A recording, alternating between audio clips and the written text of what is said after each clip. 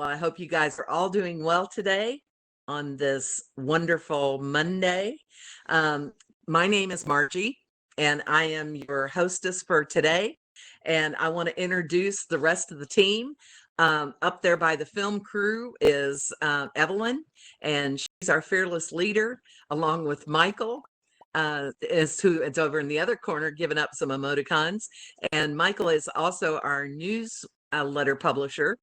Viswig is over here, and he's a professor. And Fox, I didn't see Fox come in, but Fox was busy today, so might be in a little bit later. And then Sam Reno and myself. So welcome on behalf of all of us.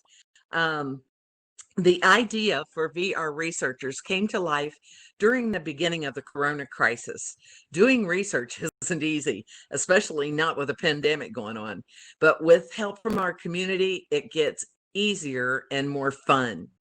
So our mission statement, Researchers in VR, is an online XR community that supports academic researchers and industry professionals by hosting AltspaceVR events to encourage knowledge sharing, collaboration, discussion, and assisting research activities, such as participant recruitment and data collection.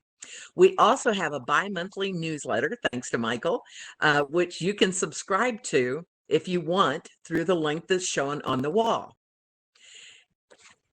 We will get an introduction to the main concepts today of eye tracking, which I just can't wait to hear, and the relevance for capturing information about user behavior in VR in the field of educational technology.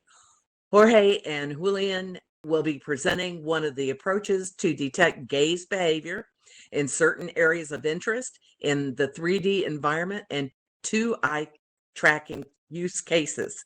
Introducing our speakers today, it's my privilege to introduce Jorge Bacca-Acosta. He is an assistant professor at the Konrad Lorenz University in Colombia. He holds a PhD in technology from the University of Girona, Spain, and a master's degree in industrial informatics from the same university. He has been working in the field of augmented reality, AR, and virtual reality, VR, in education for 8 years. His research interests are AR and VR for educational purposes and eye tracking in VR. Julian Tejada graduated in psychology 2002 from the National University in Colombia and PhD in psychobiology from the University of Sao Paulo in 2010. He has done postdoctoral research stays at the University of Sao Paulo in 2011 and 13 and Fundacia Universidad Konrad Lorenzo in Bogota in 2019.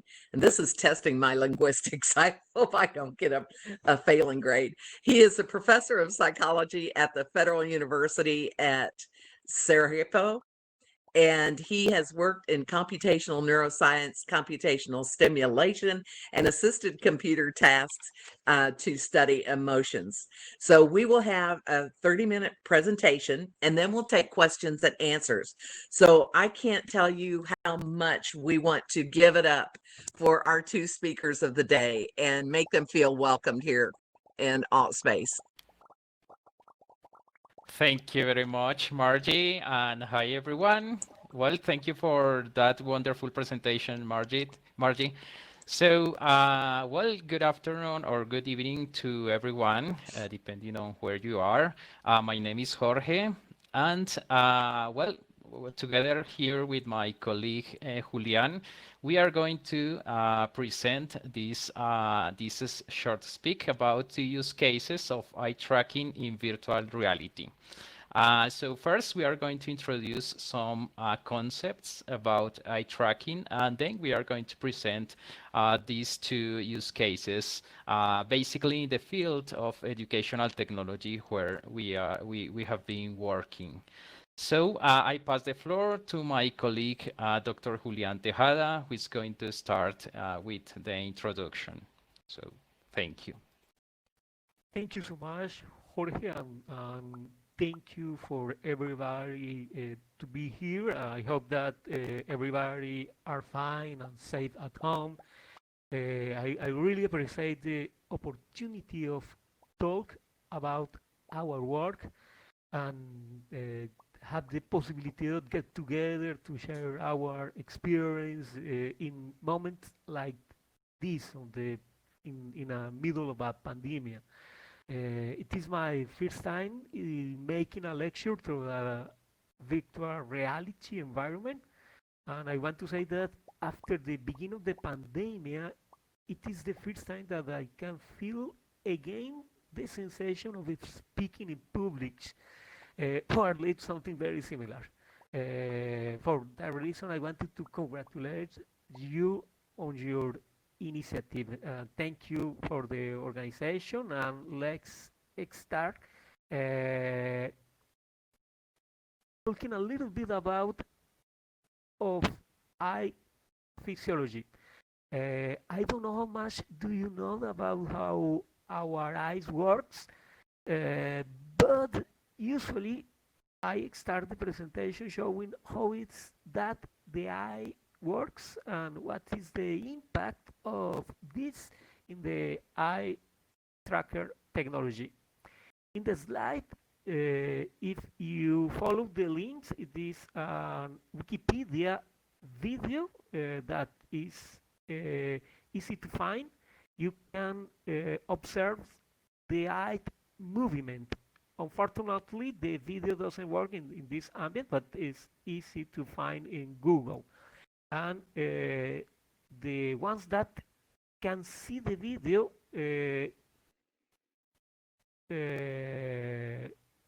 can observe that the eyes are always in movement and their movement are not fluent. We can imagine that the person of the video is looking to a computer screen and the little jumps of her or his eyes represent the way in which the eye explores the image on the screen to conform a mental representation. But the question here is why our eyes are always in movement. Jorge, please, next slide. Let me try to explain that using a conceptual image of how our eyes could work if it were a camera. If we develop a photographic camera on based on the photoreceptor, based on based on our eyes, the cells, and specifically the photoreceptor, the cells that are capable of detect lights, and use this conceptual camera to take a photo, for instance, of the image of the left. The result was an image with only color and definition around the center, while the rest looks fuzzy and black and white. And here another question emerged. Why our eyes have a so strange photoreceptor distribution? Why our eyes doesn't have a good resolution in all of the parts of the image? This speeds the sensation of this speeds the subjective impression that everybody have that the eyes are very good or almost as good as a camera. Next slide. To understand that, let's talking about the components of a camera and how they are related with our eyes. In a simplified way, eyes and camera share similar components. Both have lens and photo sensors, and the light falls on the lens before falls on the sensor, and after that the information collected by the sensors is transported to a memory card, in the case of the camera, or to the visual cortex area in the case of our eyes. And we can understand the distribution of the eye photoreceptors. The reason because the conceptual image is so strange, looking for the position of the cables that transport the information from the sensors to the stored media, the storage media. Next slide, please, Jorge. As I said, the information from the sensors have to be transported up to the storage media. But where we should put the cables? We have at least two possibilities. Put the cables behind the sensors, as is shown in the left, or between the sensors and the lens, as is shown in the right. I hope behind that the sensors, isn't it?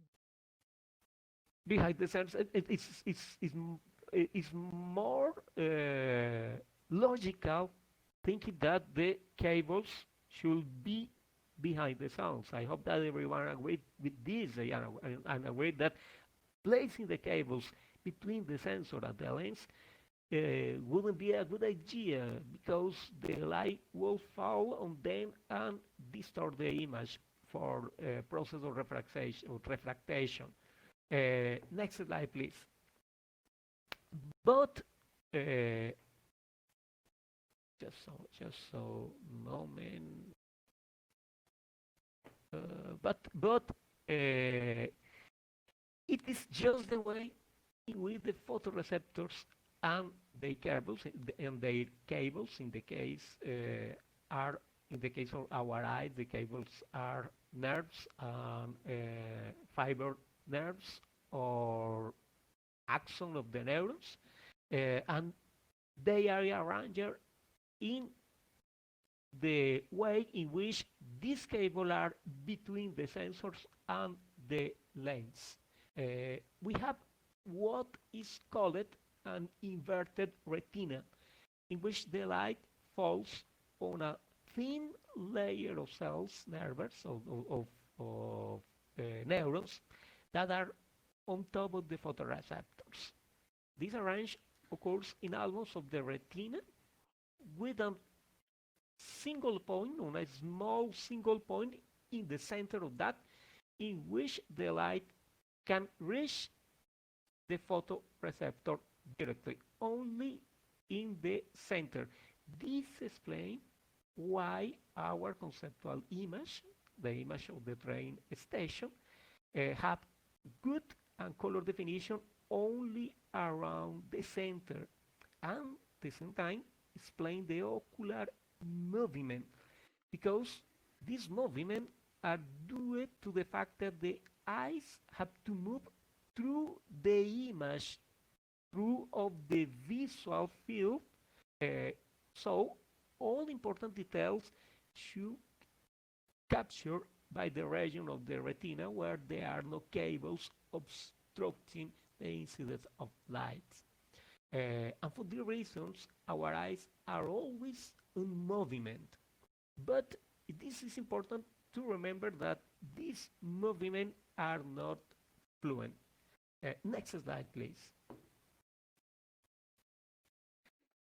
For instance, when you are reading the text on the slide, your eyes will be moving in a predicted direction from the left to the right, with small pauses, each 7 characters.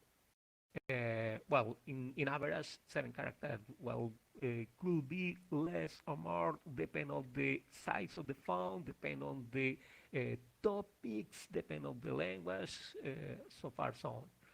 These movements are operationalized on 2 categories. The small pauses are called fixation, and the big jumps are called movement saccade or saccade movement. And here in the slide, you can see that the small movements are represented by a circle, and the saccades, the big jumps, are represented by lines, red lines. Here, but here is very important to consider that a fixation, this small, does not mean that the eye stops. Even when the gaze is focused in a character, for instance, the letter each of the word the on the beginning of the phrase, the eyes are still moving, but their movements are smaller when comparing with the sides of the saccades movement.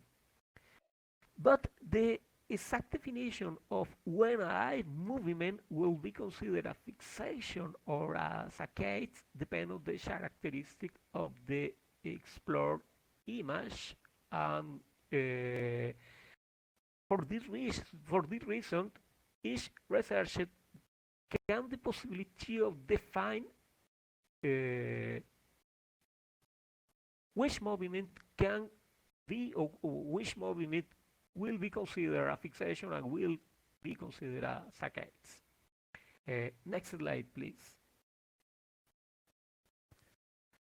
Using these two categories of movement, fixation and saccades, it is possible to characterize the way in which a stimulus was explored.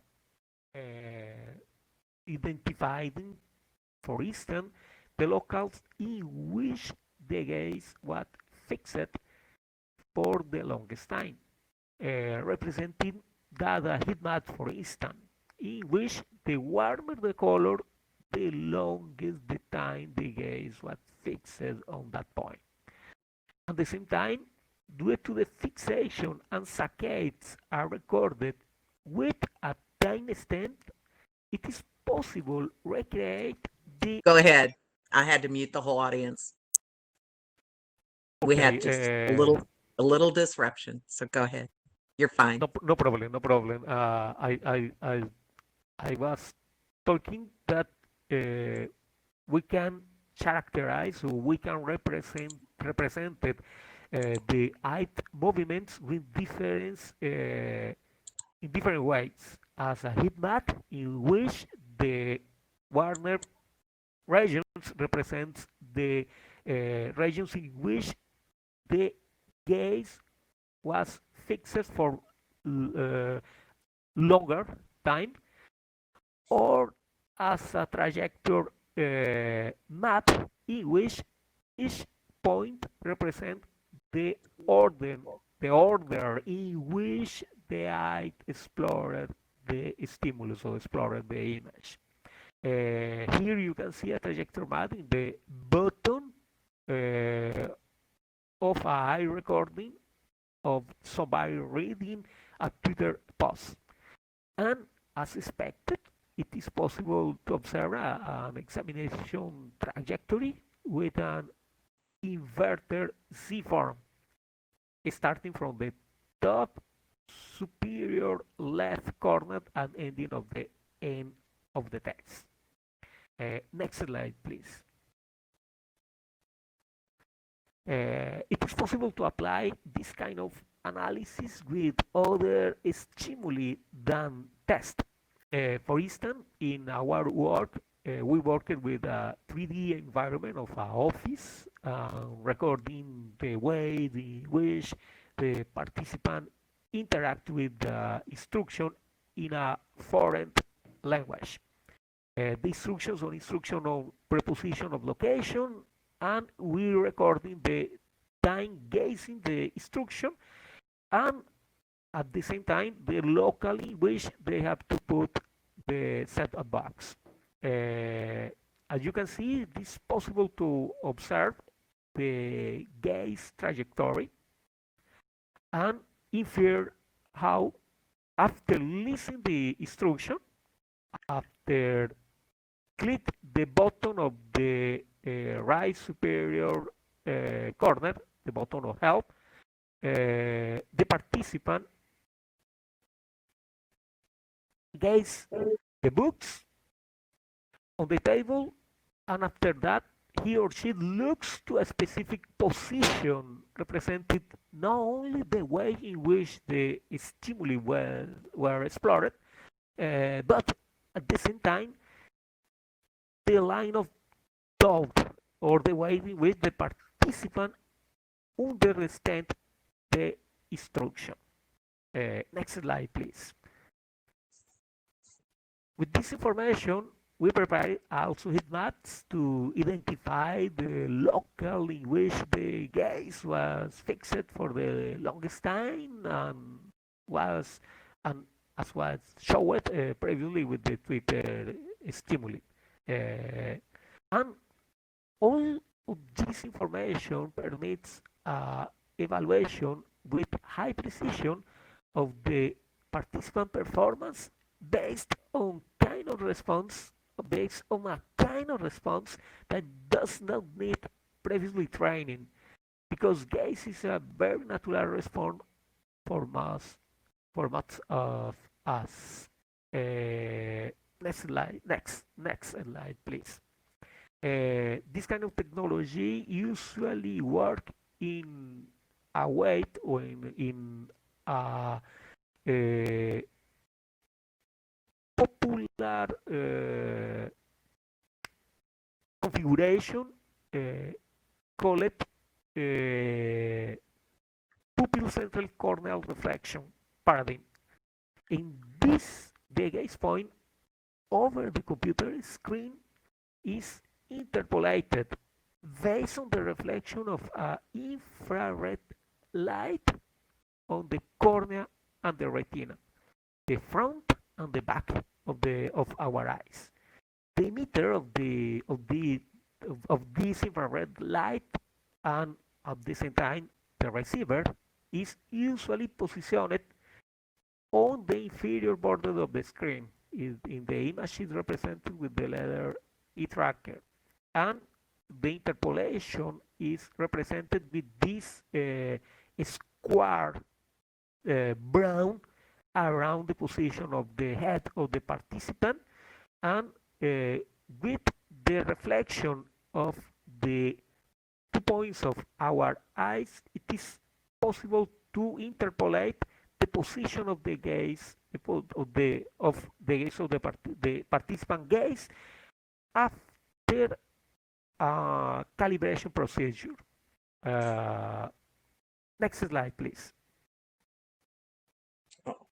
Yay. Okay. There are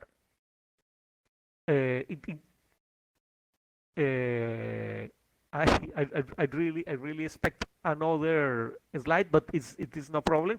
This information, okay, this information, it is this one. This kind of technology is similar for the utilization the virtual reality headsets.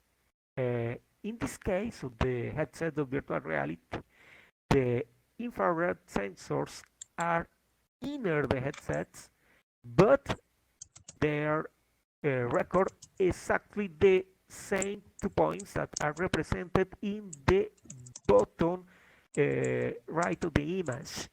You can see 2 crosses in the eyes, 1 cross in the represent the position of the reflection on the back of the eyes, and the other on the front of the eyes, in with the direction and the position of this of an imaginary vector that connect these 2 crosses. It is possible to interpolate the position of the gaze and make all of the piece of analysis that I have showed, that I have mentioned, related with heat map, related on trajectories, related with infer the cognitive process behind decision, behind and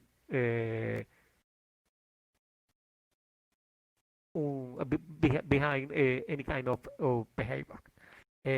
From here, I want to pass the word for my colleague Jorge, who wants to who will explain about the two works or the two situations, the two cases related with virtual reality.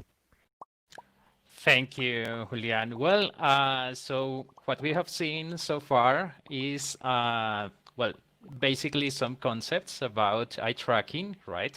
And here as an introduction of eye tracking in virtual reality.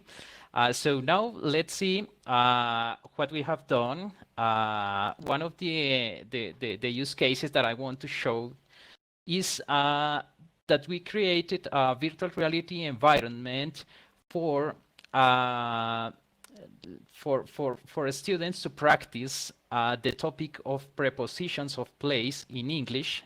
This is a virtual reality environment that was created for students who are learning English as a foreign language. So we, in this picture, in this slide, you can see an example of this virtual reality environment.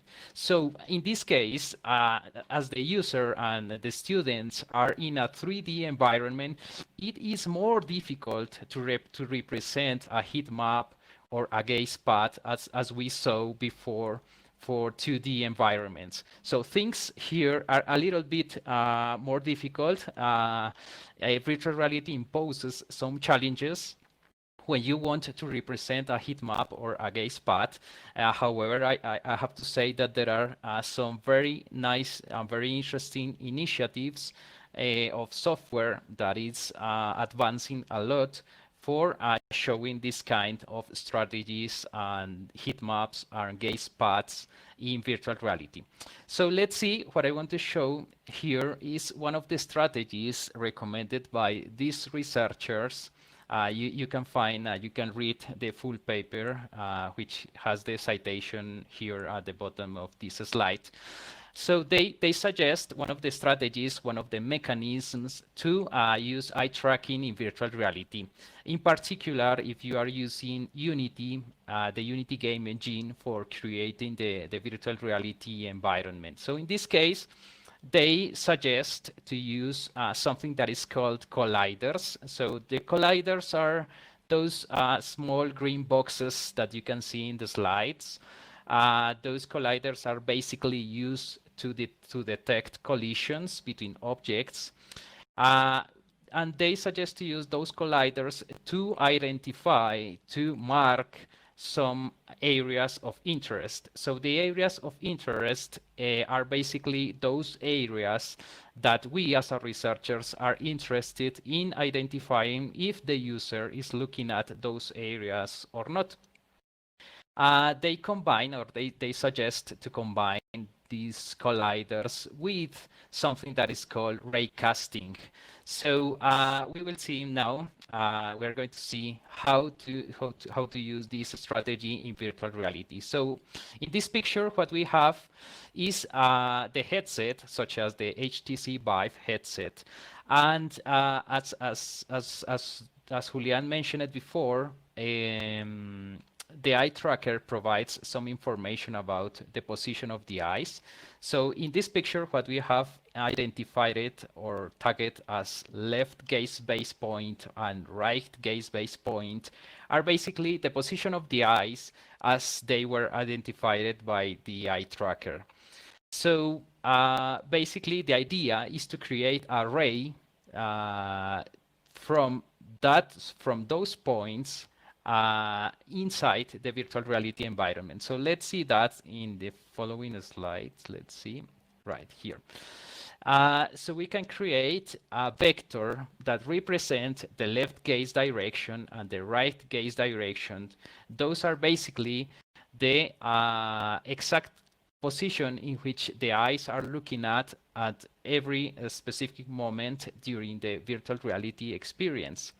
So if we combine those that strategy, which is the use of the colliders, those green boxes to identify some sections inside the VR environment, and the left 3D gaze vector, which is basically a ray or a line that is projected from the gaze point, which is the position of the eyes, we could basically we could have some lines that basically identify where the user is looking at every specific moment during the virtual reality experience. So we can know that the user is looking at any specific collider or any specific section in the VR environment because those rays collides or hits those colliders. So what we can do is to put these small colliders in any specific section that we want to know if the user look at that specific point. In this case, we have a sofa in the 3D VR environment because we were interested in looking at we were interested in investigating if the students look at around the sofa. Basically because this VR environment, as I mentioned it before, was created so that students could practice the prepositions of place. So how the VR environment works? Well, the VR environment provides an instruction to the students.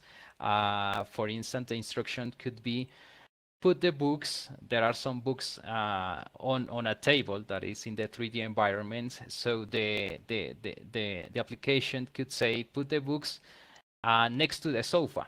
So those specific sections are what could be considered next to the sofa. And we were interested in looking or investigating if the student looks at those positions after he or she listens to the instruction.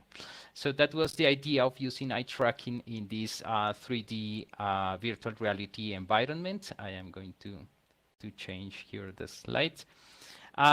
So this is the first use case. In this case, this is a picture of that environment. As you can see, there is a table. On the table, the students have some books. And the idea is that the virtual reality environment provides some instructions in English, of course, so that the students could practice. The prepositions of place in this case are under, behind, in front of, on the right, on the left, next to, in front of. So the idea is that the application provides the instruction through audio, and the students have to take the books and move them to the correct position, and the application validates if the position is correct or not. So we wanted to know how students perceived the 3D environment using eye tracking, so we could detect where students were looking at every specific moment, when they were looking at any specific object, how long. So those are the questions we were interested in. You can see a short video about this environment using this YouTube link, or by scanning this QR code, or using this short link. So you can, if you want, you can take a screenshot and look at the video later. So the idea is, in this video, you can see how the VR environment works, how students interact with the VR environment, and you can see part of the eye tracking process a little bit in that environment. So I'm going to continue. So let me change. So this is an example of the data that we could collect from this experience. In this case, we could collect the position of each eye, the left eye, right eye. We can identify pupil dilation. We can identify a lot of information, and you can get one of these, one line of this data almost for each 10 milliseconds, more or less. So the number of rows of data that we could collect is a lot. And what we do was to run some scripts on this data to identify, for instance, when the gaze enters in a specific area of interest, when the gaze exits from a specific area of interest, and depending on the areas of interest that we define it in the 3D environment. So we can know exactly at which specific time the user looked at a very specific object and how long. So this provides a lot of information, and this is useful for answering questions such as how long students devote their attention to certain objects in the VR environment, what is the first object that students look at after certain stimuli. For instance, as I mentioned it before, we provide some instructions by audio, or we could provide also the instruction, a written instruction. So we could see if we show the text, how students read the text, where they look, or if they listen to the instruction, where they look at. So we can get a lot of information using eye tracking. After data processing, we can have something like this. What you see as an area of interest in the first column are basically 3 buttons that we have in the VR environment that the students could use to listen to the instructions, to see the written instruction, or to see also the written instruction, but in another section in the VR environment. And we can have information about the frequency of inputs, which is when the gaze goes to a specific area, the duration of those inputs, how long the gaze was inside a specific area, the preposition that students were practicing, and the time to finish the task, and the number of errors for each preposition. And this can give us a lot of information. Also, working with teachers, we can have a lot of information about where students are making mistakes, and which is the most difficult preposition, and things like that. Well, I cannot give you more information or more results about this specific case, because we submitted the results of this research to a journal, so it is under review. So we have to wait for the results, but I can share with you the results after publication. This is the use case 2. In this case, we created a virtual reality environment for practicing another topic in English, and this is specifically the topic of following directions in English. This is basically when students have to learn about the meaning of instructions, so as go straight, turn left, turn right, cross the avenue, and things like that that students learn around this topic. This is a virtual reality environment of a city. Students are in a city, and they have to follow some directions to arrive to certain points. There are some helps, some kind of hints to follow the instructions. The first one is an audio instruction, which is another one of the stimuli that we have. The second one is a written instruction. So as you can see in this picture, there are some traffic signals, and the traffic signals also shows the written instruction. And there is another help, let's say another option, that is to show a visual instruction, which indicates using an image the correct way or the correct instruction that they have to follow.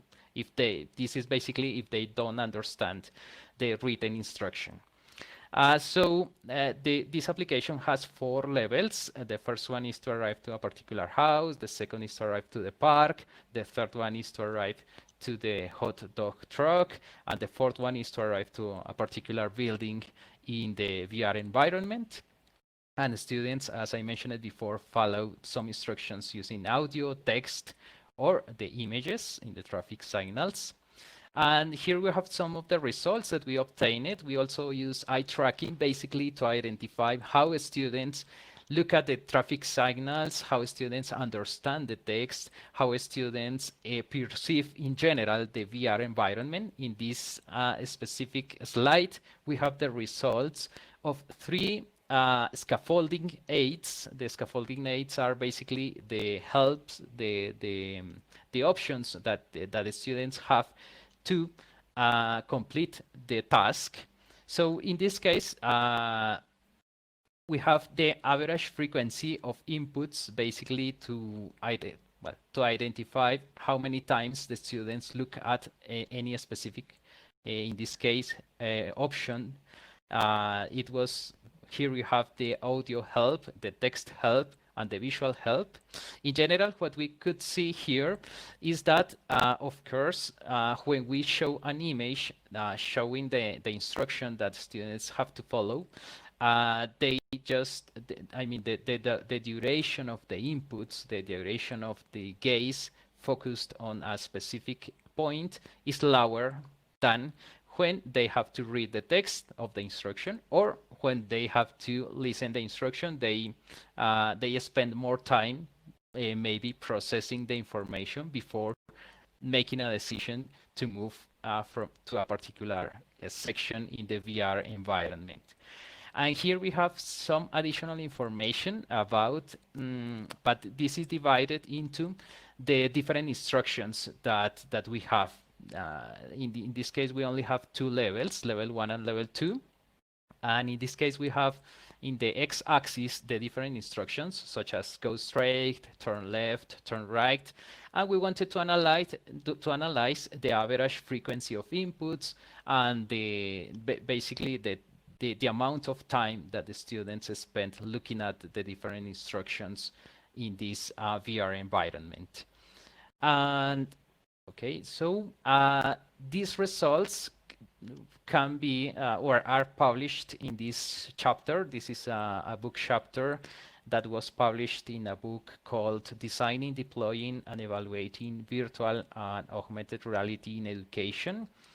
So you can scan this QR code to access to that chapter. In this chapter, we have a complete description of our experience using eye tracking to evaluate this VR environment and how we developed the virtual reality environment, and a complete description of those results.